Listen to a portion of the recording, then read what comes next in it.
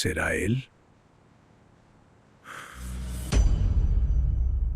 Había una oficina al costado de la ruta que nadie buscaba por gusto. La encontrabas cuando el motor fallaba, cuando el calor del asfalto ya no te dejaba seguir, cuando la ruta te obligaba a parar. No tenía cartel luminoso, no tenía reseñas en internet, solo tenía un hombre con las manos limpias de grasa y los ojos acostumbrados a mirar piezas rotas. Nadie sabía que ese hombre había nacido con otro apellido. Nadie sabía que su padre tenía el nombre en 3 aeropuertos del continente. Y ese padre, esa mañana, estaba caminando por la banquina con el celular sin señal y un traje que costaba más que el auto que acababa de dejar varado 200 metros atrás. Así empiezan algunas historias que parecen accidente. Pero no lo son. Esto es una de esas historias emocionantes que te van a hacer pensar en tus propias elecciones, en lo que diste, en lo que no diste, en lo que todavía estás a tiempo de dar. Mis compañeros de historia, si llegaste hasta acá y ya sentiste algo, te sugiero que te inscribas en el canal. Acá vas a encontrar historias como esta cada semana. Historias que no te dejan igual que antes. Ahora sí, volvamos al principio. ¿Por qué esta historia no empieza en esa ruta? Empieza en una habitación de hospital 20 años atrás, cuando un niño de 9 años esperaba sentado en una silla de plástico azul, mientras adentro su madre dejaba de respirar. El niño no lloraba. Había aprendido muy rápido que llorar no servía de nada, cuando no había nadie al lado para sostener las lágrimas. Su padre llegó 2 horas después del momento exacto. Venía de una reunión en Frankfurt. Entró con el saco en la mano, habló con el médico, firmó unos papeles y después se agachó frente al niño y le dijo algo que el niño nunca olvidó. No le dijo que lo amaba. No le dijo que iban a estar bien juntos. Le dijo, vas a tener todo lo que necesites. El niño lo miró y pensó sin poder ponerlo en palabras todavía. Pero yo no necesito todo. Necesito algo. Ese algo nunca llegó. El padre se llamaba Renato Aldecoa. Tenía 42 años cuando perdió a su esposa y sin querer notarlo, perdió también a su hijo. Era el fundador de uno de los grupos tecnológicos más grandes de América del Sur. Hombre de decisiones, hombre de estructuras. Cuando algo fallaba en su empresa, lo reorganizaba. Cuando algo fallaba en su vida personal, también lo reorganizaba. Contrataba personas para que lo manejaran. A los 3 meses de la muerte de su esposa, contrató a una tutora privada para el niño. A los 6 meses, lo inscribió en un internado en Suiza. A los 12 meses, le mandó una laptop de última generación para su cumpleaños, con una tarjeta escrita por su asistente. El niño, que se llamaba Mateo, aprendió a leer ese tipo de gestos con una frialdad que no era natural en alguien de su edad. Aprendía rápido. Siempre había aprendido rápido. Y lo que aprendió en esos meses fue que su padre no era malo, no era cruel. Era simplemente alguien que no sabía estar presente y que había confundido proveer con amar. En el internado, Mateo era buen alumno, callado, observador, con una capacidad para concentrarse en problemas técnicos que sus profesores notaban. Pero también tenía algo que no aparecía en ningún informe escolar, una tristeza ordenada. No era el chico que lloraba en los pasillos, era el chico que miraba la ventana durante el recreo, y no parecía esperar nada del otro lado. Renato lo visitaba 2 veces por año, siempre con regalos, siempre con agenda apretada. Las visitas duraban un fin de semana, y seguían un patrón que Mateo memorizó sin intentarlo. Llegada el viernes por la noche, cena en restaurante caro, sábado con alguna actividad que su padre consideraba educativa, domingo con conversación sobre el futuro de Mateo en términos de carrera y posición, y despedida el lunes temprano porque había vuelo. En esas conversaciones, su padre nunca preguntaba qué le gustaba, preguntaba qué quería hacer. Y Mateo respondía lo que calculaba que su padre quería escuchar, porque había aprendido que decir la verdad en esas conversaciones no llevaba a ningún lado real. La verdad era que a Mateo le gustaban las cosas que funcionaban con las manos. Le gustaba entender cómo algo roto podía volver a andar. Le gustaba que los problemas mecánicos tuvieran solución concreta, visible, sin ambigüedad. Eso no era lo que su padre tenía en mente para él. Los años en el internado pasaron con esa cadencia extraña que tienen los lugares donde los chicos crecen sin familia cerca. Mateo hizo amigos, los perdió cuando los trasladaban a otras ciudades, hizo otros. Aprendió a no depender demasiado de ninguna presencia, porque las presencias, había comprobado, eran temporarias. A los 14 años, le diagnosticaron una leve dificultad de atención que el colegio reportó a su padre. Renato respondió con un médico especialista, un plan de medicación y una llamada de 10 minutos, en la que le explicó a Mateo que eso no era un problema, sino algo que había que gestionar. Mateo escuchó, dijo que sí, cortó la llamada y no tomó la medicación, no porque fuera rebelde, sino porque nadie le había preguntado cómo se sentía con todo eso. A los 15 años, Renato le prometió algo que Mateo no esperaba, que iban a pasar juntos las vacaciones de verano, 2 semanas, sin agenda de trabajo, solo los dos. Mateo no reaccionó con entusiasmo exagerado, pero sí con algo que era peor, con esperanza real, con la esperanza quieta de alguien que ha aprendido a no esperanzarse mucho, pero que esta vez, por alguna razón, creyó. Pasó el mes antes de las vacaciones y Mateo empezó a pensar en preguntas que le quería hacer a su padre. No grandes preguntas de película, preguntas simples. ¿Cómo era su madre cuando joven?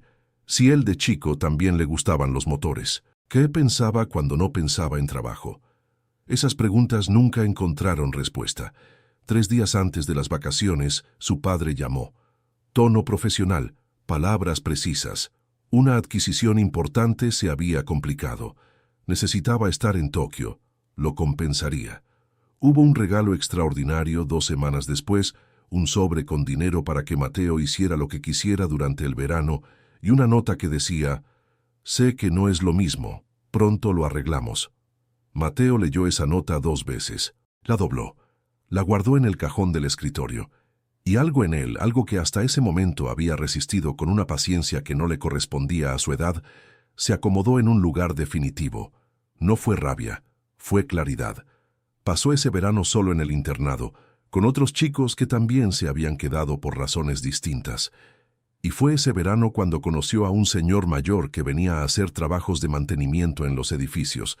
Se llamaba Donato. Tenía 60 y tantos años, manos grandes, y una forma de explicar cómo funcionaba un motor que hacía que todo tuviera sentido.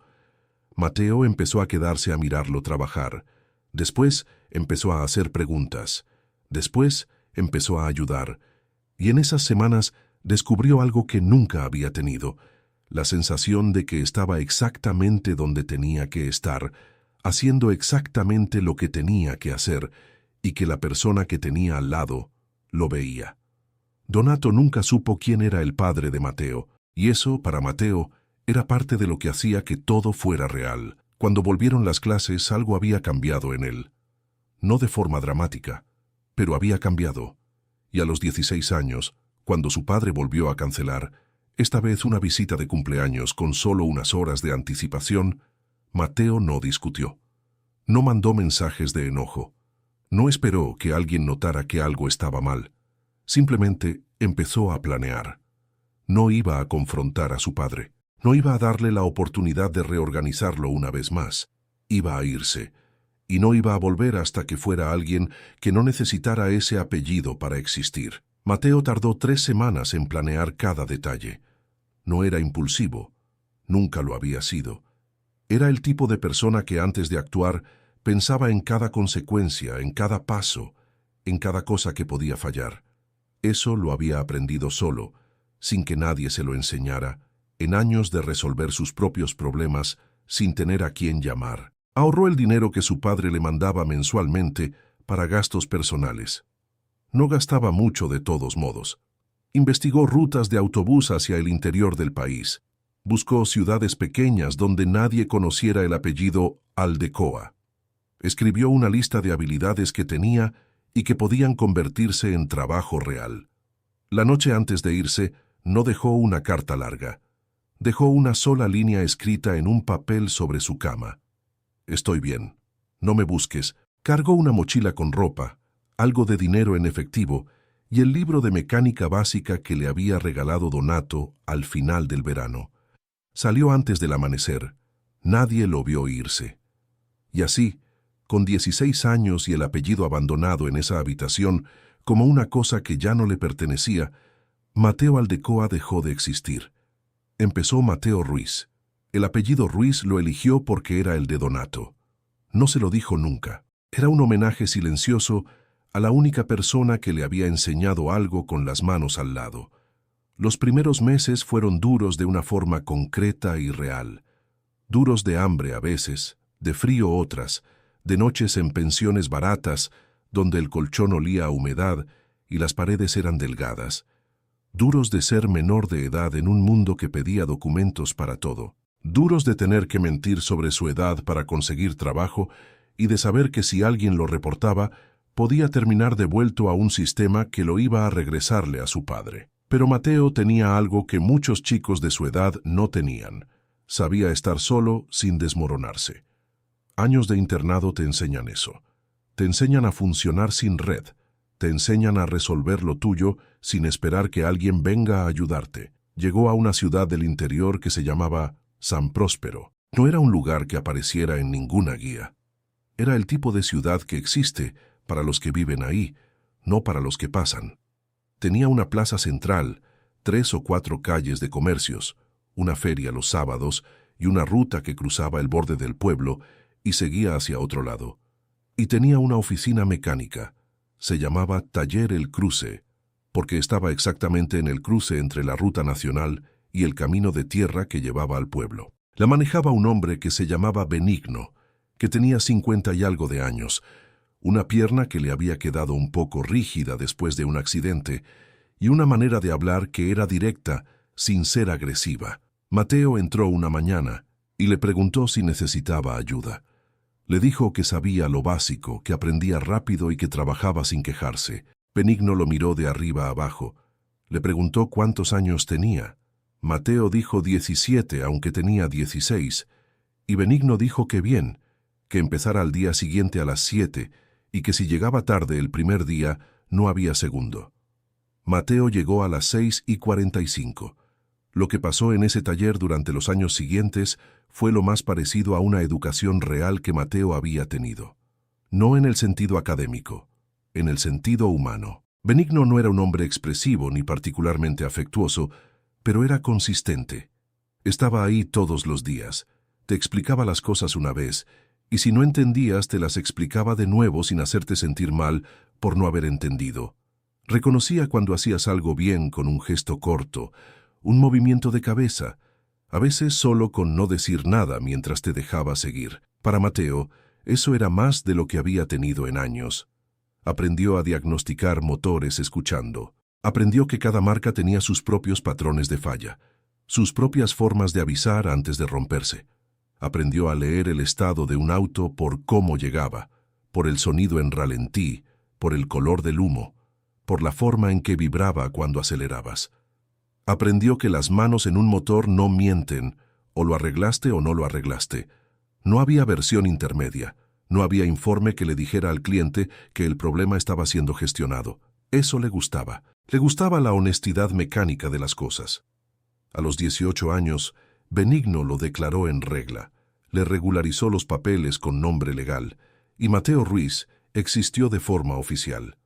Renunció para siempre al otro apellido sin drama, sin declaración, simplemente dejándolo caer como se deja caer algo que ya no sirve. Su padre lo había buscado. Eso Mateo lo supo mucho tiempo después, por una conversación casual con alguien que había conocido en aquella época. Renato Aldecoa había contratado personas para encontrarlo, había movido contactos, había ofrecido dinero. Pero Mateo había desaparecido bien. Había desaparecido en un lugar donde nadie tenía razón para conectarlo con ese apellido. Y con el tiempo, la búsqueda se detuvo.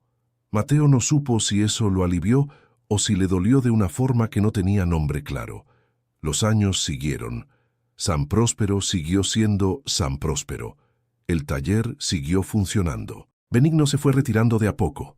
Primero de las tareas físicas más pesadas, después de las horas largas, hasta que un día le dijo a Mateo que era hora de que el taller tuviera otro dueño y que no conocía a nadie más indicado. Mateo tenía 26 años cuando firmó los papeles. No hizo celebración. Compró 2 cervezas, le dio una a Benigno, brindaron con pocas palabras y eso fue todo. El taller siguió siendo El Cruce. Mateo no cambió el nombre, no porque no pudiera, sino porque ese nombre le pertenecía al lugar, no a él. Mis compañeros de historia, si están sintiendo algo con esta historia, comenten abajo.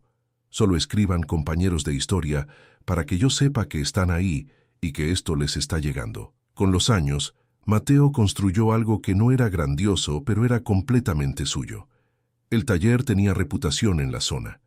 No por publicidad, por resultados. Los camioneros que hacían la ruta lo conocían de boca en boca. Los vecinos del pueblo llevaban sus autos ahí desde hacía años. Había 2 empleados jóvenes a los que Mateo enseñaba con la misma paciencia directa que Benigno le había enseñado a él. Tenía una casa pequeña a 5 minutos del taller. Una perra vieja que se llamaba Tuerca. Una rutina que empezaba temprano y terminaba con luz natural. Una vida que no era lo que su padre hubiera imaginado para él, y que era exactamente lo que él había imaginado para sí mismo. No pensaba en su padre todos los días. Hubo una época en que sí, en los primeros años, cuando la rabia todavía tenía temperatura, pero la rabia se fue enfriando sola, no porque la hubiera trabajado con nadie, sino porque la vida que construyó no dejaba mucho espacio para cargar con peso viejo. No lo odiaba. Eso era lo más complicado de explicar, si alguien le hubiera preguntado. No había odio. Había algo más parecido a una distancia que ya no dolía, como cuando te curas de algo y te queda una cicatriz que podés tocar sin sentir nada especial.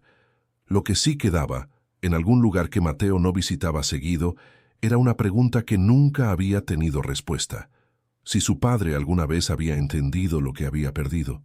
No el hijo, no el apellido, el tiempo, los días, las cosas concretas y pequeñas que construyen a una persona junto a otra. Esa pregunta no tenía urgencia. Era solo una pregunta que existía ahí, como una pieza guardada en una caja que no necesitabas abrir, pero que sabías que estaba. Mientras tanto, a cientos de kilómetros, el mundo de Renato Aldecoa seguía girando a su ritmo. El grupo tecnológico había crecido. Las adquisiciones se habían multiplicado.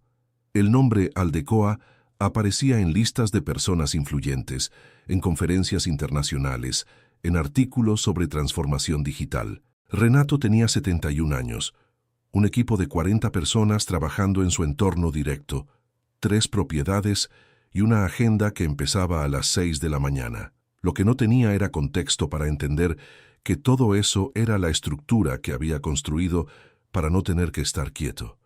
La quietud le resultaba insoportable desde hacía décadas, desde mucho antes de que Mateo se fuera, quizás desde antes de que su esposa muriera. Era un hombre que funcionaba en movimiento, que necesitaba el siguiente problema para sentir que existía con propósito.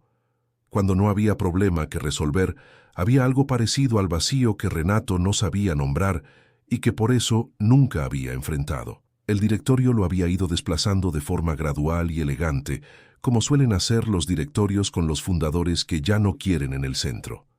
Primero fue un cargo honorífico, después fue consultoría estratégica sin poder real de decisión. Después fue una salida anunciada como retiro voluntario en un comunicado que Renato no redactó, pero firmó porque no tenía energía para pelear esa batalla. Tenía 73 años cuando dejó de tener un rol activo en la empresa que había construido, y por primera vez en décadas se encontró con tiempo. No sabía qué hacer con el tiempo. Sus colaboradores más cercanos, los que habían estado a su lado durante años, lo habían seguido por lealtad al cargo más que a él como persona. Eso Renato lo entendió de golpe, con una claridad que dolió, cuando dejó de tener el cargo y empezaron a no devolver las llamadas con la misma velocidad de antes. No tenía amigos de verdad, tenía aliados, conocidos, personas con quienes había compartido intereses comunes durante años, pero amigos en el sentido real de la palabra, personas que estuvieran ahí sin que hubiera nada en juego, no tenía, y no tenía familia. Eso último era lo que lo despertaba de madrugada. Había tenido una hija con una mujer después de la muerte de su esposa, una relación que duró poco, y terminó sin violencia pero con mucha indiferencia. La hija vivía en Europa. Tenían contacto esporádico, cortés y vacío. No había distancia de enojo ahí, solo la distancia que queda cuando dos personas no se conocen realmente y ya pasó demasiado tiempo para construir algo nuevo. Y había tenido un hijo que a los 16 años le había dejado una nota de una sola línea y había desaparecido. Renato había seguido buscando durante casi 2 años. Después, sus asesores le habían dicho que Mateo era mayor de edad, que no había indicios de que estuviera en peligro, que la búsqueda sin colaboración del chico no podía continuar indefinidamente. Y Renato había aceptado eso porque también era la salida más cómoda, aunque nunca se lo admitió de esa forma. Ahora, con 73 años y una agenda vacía por primera vez en su vida adulta, el pensamiento de Mateo volvía con una frecuencia que no podía ignorar. No sabía si estaba vivo, no sabía dónde estaba, no sabía en qué se había convertido, sabía que había fallado. Eso sí lo sabía. Lo había sabido por mucho tiempo, pero había encontrado siempre la forma de dejarlo para después, de ponerlo en la lista de cosas que se resuelven cuando haya espacio. El espacio llegó demasiado tarde, o eso pensaba Renato Aldecoa esa mañana, mientras manejaba solo por una ruta del interior hacia una reunión menor con un fondo de inversión regional, una de las pocas actividades que le quedaban en agenda, cuando el motor de su auto empezó a hacer un ruido que no era normal. Primero fue un golpe sordo, después fue una vibración, después fue el tablero encendiéndose con 3 luces al mismo tiempo. Renato frenó en la banquina, apagó el motor, intentó encenderlo de nuevo. El auto no respondió. Miró el celular, sin señal. Miró la ruta, vacía en las 2 direcciones. Salió del auto. El sol de la mañana pegaba fuerte. El asfalto estaba caliente. A lo lejos, en la dirección de donde venía, podía ver lo que parecía ser un techo de chapa y un cartel que no llegaba a leer desde ahí. Caminó. Caminó 200 metros con el saco en la mano, el pelo blanco, los zapatos de ciudad que no estaban hechos para ruta, y algo en el pecho que no era solo el calor. Cuando llegó lo suficientemente cerca para leer el cartel, vio que decía «Taller El Cruce». Empujó la puerta. A campainha da porta no funcionaba. Renato entró y paró un momento adentro, dejando que sus ojos se ajustaran a la sombra después del sol de afuera. El taller olía a aceite, a metal caliente, a ese olor específico que tienen los lugares donde se trabaja con las manos todos los días. Había 2 autos en boxes, herramientas ordenadas en paneles de pared, una radio que sonaba baja en algún lugar del fondo. Un chico joven de unos 20 años salió de debajo de un auto y lo miró. Renato dijo que su carro había fallado en la ruta, que estaba a unos 200 metros, que necesitaba ayuda. El chico asintió y fue a buscar al encargado. Renato esperó de pie, mirando el taller. Había algo en ese lugar que le resultaba ordenado de una forma que no esperaba. No era un taller descuidado. Las herramientas estaban en su lugar. El piso estaba limpio dentro de lo que permite el trabajo con motores. Había una pizarra en la pared con nombres de clientes y fechas escritas con letra clara. Escuchó pasos que venían del fondo. Y apareció Mateo. Tenía 38 años. El pelo oscuro con algunas canas tempranas en las sienes. Las manos limpias en ese momento, pero con las marcas permanentes del trabajo manual. Esas líneas en los nudillos que no desaparecen aunque te laves. Era más alto de lo que Renato recordaba. Aunque claro, la última vez que lo había visto, tenía 16 años y todavía estaba creciendo. Mateo lo miró con la atención práctica que le dedicaba a cada cliente que entraba. Evaluó la edad, el traje, los zapatos de ciudad, la expresión de alguien que no está acostumbrado a que las cosas fallen. Dijo, «Buenas, ¿qué pasó con el auto?» Renato describió el ruido, las luces del tablero que el motor no volvía a encender. Mateo escuchó sin interrumpir, hizo 2 preguntas concretas sobre cuántos kilómetros tenía el auto y si la temperatura había subido antes del golpe. Y después dijo que iba a ir a verlo. Salieron juntos a la ruta. Caminaron los 200 metros sin hablar mucho. Renato dijo que era la primera vez que le pasaba algo así en ruta. Mateo dijo que le pasaba a más gente de lo que se pensaba, que la gente no presta atención a los ruidos del motor hasta que ya es tarde. Renato miró de costado al hombre que caminaba a su lado y no sintió nada todavía. No había ninguna alarma. Solo un mecánico que hablaba con la calma de alguien que sabe lo que hace. Mateo se agachó junto al auto, abrió el capó, miró adentro con una linterna pequeña que sacó del bolsillo. Sus manos se movieron con precisión, tocando puntos específicos, revisando conexiones, siguiendo un orden que era completamente interno, que no necesitaba explicarse. Después de 3 minutos dijo: «Correa de distribución, hay que remolcarlo, no conviene intentar encenderlo así». Renato preguntó cuánto tiempo llevaría la reparación. Mateo dijo que dependía de si tenía el repuesto en stock, que fuera adentro, que él llamaba a su empleado para el remolque. Volvieron al taller. Mateo buscó en su sistema el repuesto. Lo tenía. Dijo que en 3 horas estaba listo. Renato miró el reloj, calculó, dijo que bien, que lo esperaba ahí. Mateo le señaló una silla y una mesa en un costado donde había una cafetera. Le dijo que se sirviera si quería. Y así empezaron 3 horas que ninguno de los dos tenía registradas en ningún plan. Al principio, Renato estuvo sentado mirando el celular, buscando señal que llegaba intermitente. Mateo trabajó en el auto de un cliente que ya estaba en proceso. El taller tenía esa atmósfera específica de los lugares donde el trabajo es físico y concreto, donde el tiempo pasa de otra forma, marcado por sonidos reales en lugar de notificaciones. Después de un rato, Renato se sirvió un café y quedó mirando cómo Mateo trabajaba. Había algo en la forma en que ese hombre se movía alrededor de un motor que Renato no supo explicarse. Una concentración que no era tensa. Una presencia completa en lo que estaba haciendo. No miraba el celular.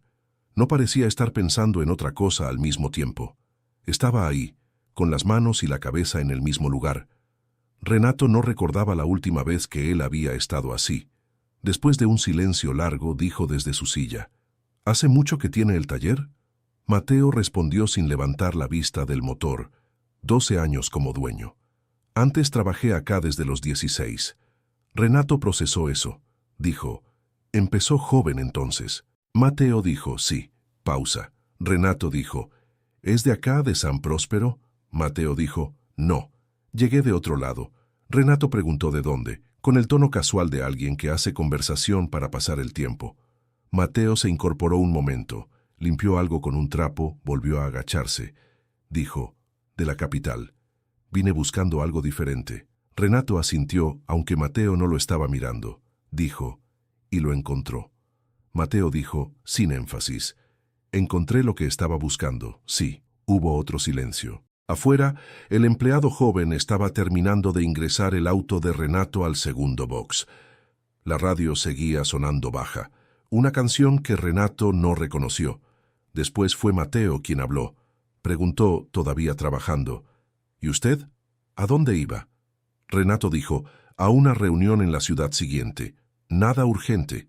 Mateo dijo: «Bien». Renato agregó después de un momento: «En realidad, nada de lo que hago ahora es urgente. Me retiré hace poco». Mateo no respondió de inmediato. Siguió trabajando. Después dijo: «¿Y cómo es eso?». Renato pensó antes de responder. Era una pregunta simple, pero nadie se la había hecho de esa forma, directa, sin protocolo. Sus conocidos del mundo corporativo hablaban del retiro como un logro. Este hombre lo preguntaba como si fuera un estado que merecía ser examinado. Dijo: «Raro, es raro. Toda la vida organicé el tiempo alrededor del trabajo y ahora el tiempo es mío y no sé bien qué hacer con él». Mateo asintió despacio. Dijo: «Pasa cuando uno construye la identidad adentro del trabajo y no afuera». Renato lo miró. Eso no era lo que esperaba escuchar de un mecánico en un taller de ruta. No con esa precisión. Dijo: «Exactamente eso».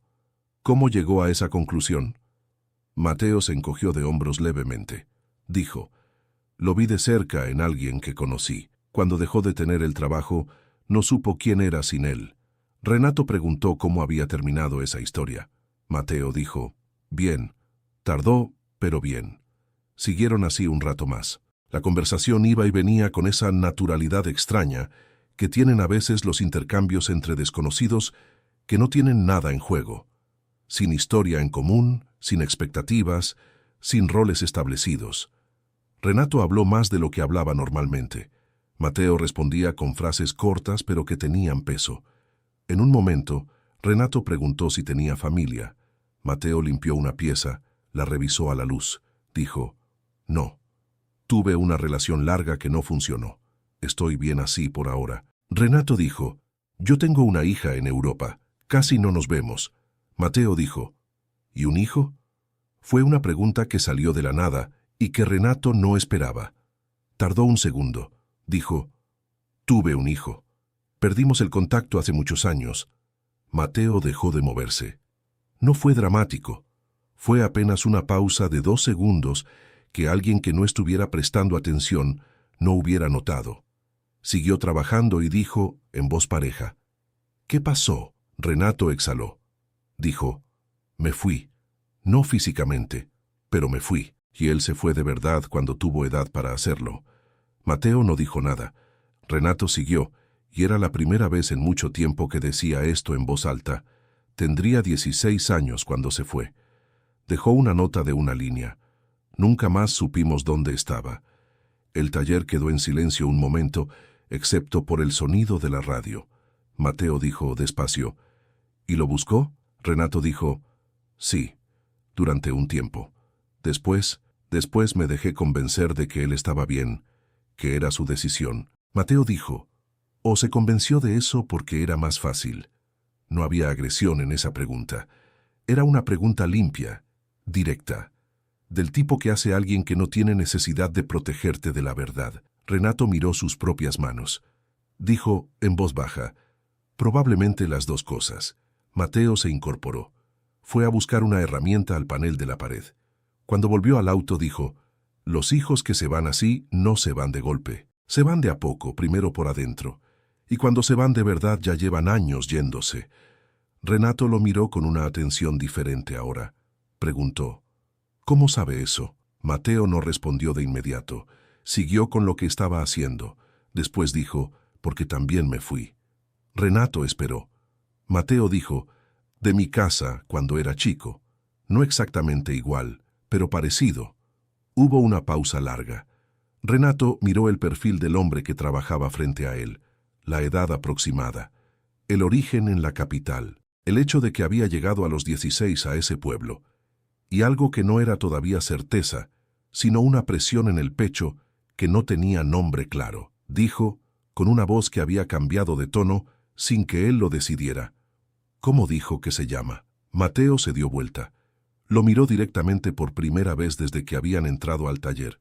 Dijo, Mateo, y en ese segundo los dos supieron. No hubo gritos, no hubo nadie que se abalanzara sobre el otro. No hubo llanto inmediato, ni acusaciones, ni el tipo de escena que las películas hacen con estos momentos. Hubo dos hombres mirándose en un taller de ruta, con un motor abierto entre ellos, reconociendo al otro en silencio con la clase de conmoción que no tiene ruido. Mateo fue el primero en hablar. Dijo con voz pareja, aunque sus manos habían dejado de moverse. Sabía que en algún momento ibas a aparecer en algún lado. Renato no dijo nada. No podía. Mateo miró hacia el motor, después volvió a mirarlo. Dijo, termino el auto y hablamos, y siguió trabajando. Renato se quedó sentado sin moverse durante el tiempo que Mateo tardó en terminar el trabajo. No miraba el celular, no pensaba en la reunión.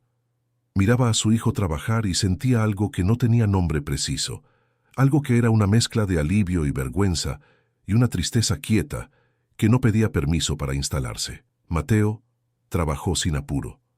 No aceleró ni demoró. Hizo exactamente lo que había que hacer, con el mismo ritmo de siempre, como si lo que acababa de pasar fuera una cosa que podía sostenerse al lado del trabajo sin que ninguna de las dos cosas se rompiera. Eso solo ya le decía algo a Renato sobre el hombre en que se había convertido su hijo. Cuando terminó, Mateo se limpió las manos con el trapo.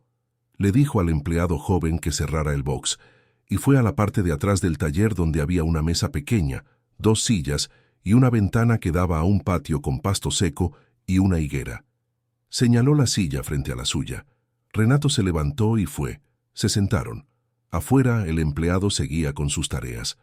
La radio había cambiado de canción. El sol de la tarde entraba por la ventana en un ángulo bajo que ponía luz amarilla sobre la mesa. Mateo dijo: «¿Cómo llegaste hasta acá?» No era una pregunta sobre la ruta, era una pregunta más larga. Renato lo entendió así.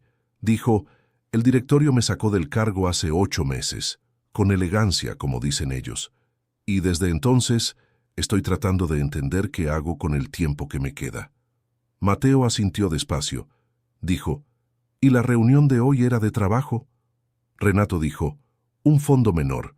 Me invitaron de consultores. La verdad es que acepté porque necesitaba tener algo en la agenda». Mateo dijo: «Entiendo». Hubo un silencio que ninguno de los dos apuró. Después Renato dijo: «¿Estás bien?».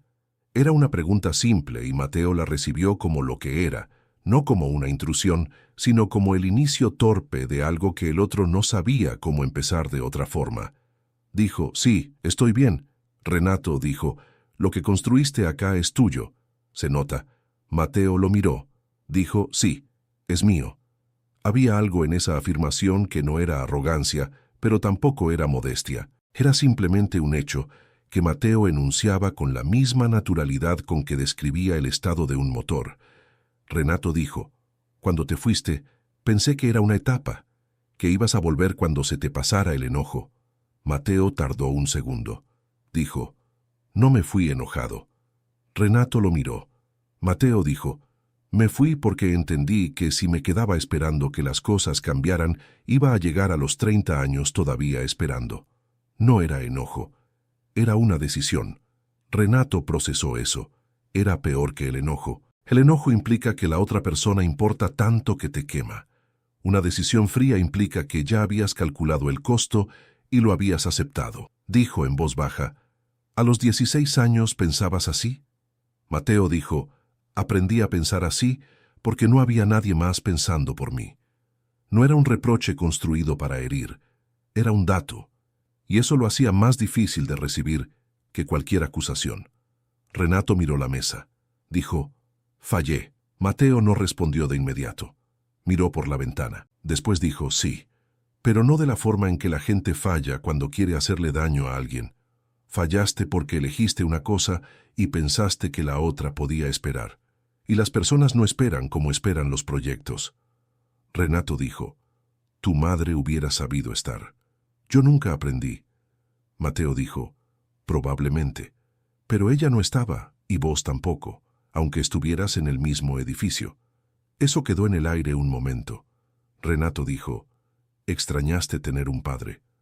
Mateo pensó antes de responder. Dijo: «Extrañé tener a alguien que estuviera presente. No sé si hubiera importado que fuera el padre específicamente. Cualquier persona constante hubiera servido. Benigno, el hombre que me enseñó acá, fue más padre en 10 años de trabajo que vos en toda mi infancia. Y él nunca intentó serlo, solo estaba». Renato escuchó eso y no intentó defenderse. No había defensa posible, y él lo sabía. Y el hecho de que lo supiera sin buscarse una salida era quizás lo primero genuino que había hecho en esta conversación. Dijo: «¿Lo sabés que perdí el tiempo que importaba?». Mateo lo miró.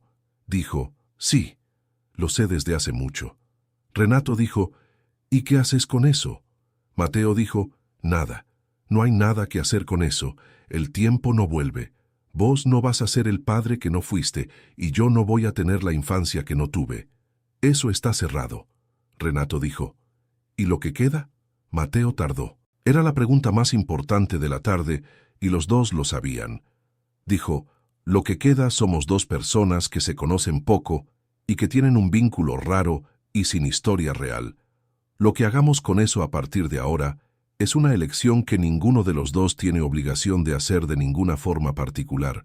Renato dijo: «¿Vos qué querés?». Mateo lo miró con una expresión que era difícil de leer. No era frialdad. Era la cara de alguien que ha pensado en esto de distintas formas durante mucho tiempo y que ha llegado a un lugar donde ya no necesita responder desde el dolor. Dijo: «Quiero que entiendas que no te guardo rencor. Eso es real, pero tampoco te necesito. Eso también es real.